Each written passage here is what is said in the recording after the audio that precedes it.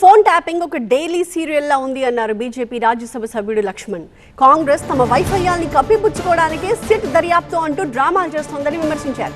Tapping జరిగింది నిజమైతే 2 ఏళ్లలో ఎవరినైనా శిక్షించారా అని ప్రశ్నించారు.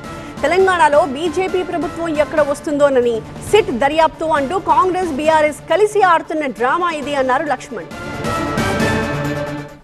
రేవంత్ రెడ్డి ప్రభుత్వము 2 సంవత్సరాల తర్వాత ఇవాళ ఏ రకంగా రోజువారీ టీవీ సీరియల్ మాదిరిగా ఈ ప్రభుత్వం యొక్క వైఫల్యాలను, వాళ్ళు ఇచ్చిన హామీలను ప్రజల దృష్టి నుంచి మళ్లించడానికి ఈ సిట్ పేరు మీద రోజు ఒక పేరుతో వారు కాలయాపన చేస్తున్న తప్పితే అందులో వారు సాధిస్తుందేమీ లేదు, ఒరగబెడుతుందేమీ లేదు.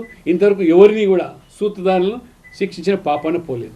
ఇది కాంగ్రెస్ బీఆర్ఎస్ ఇద్దరు 2 పార్టీలు కలిసి ఆడుతున్న నాటకం. ఎందుకంటే దేశవ్యాప్తంగా బీజేపీ ఎన్డీఏ మిత్రపక్షాలు ఏదైతే ఇవాళ విజయ దుందుబి మోగిస్తున్నారో, ఎక్కడ ఎన్నికలు జరిగిన రాష్ట్రాల అసెంబ్లీలకు కానివ్వండి, స్థానిక సంస్థల ఎన్నికలు కానివ్వండి, ఆ రకంగా డబుల్ ఇంజన్ ట్రిపుల్ ఇంజన్ సర్కార్లు ఏర్పాటు అవుతుంటే ఎక్కడ రేపు తెలంగాణలో కూడా బీజేపీ డబుల్ ఇంజన్ సర్కార్ ఏర్పడుతున్నటువంటి ఒక ఆలోచనతో, వీరి దుర్బుద్ధితో ఈ 2 పార్టీలు కలిసి ఆడుతున్న నాటకమే తప్పితే విచారణలు, దర్యాప్తులు కేవలం అది మరి వార్తల కోసమే అది పరిమితమైపోతున్నాయి.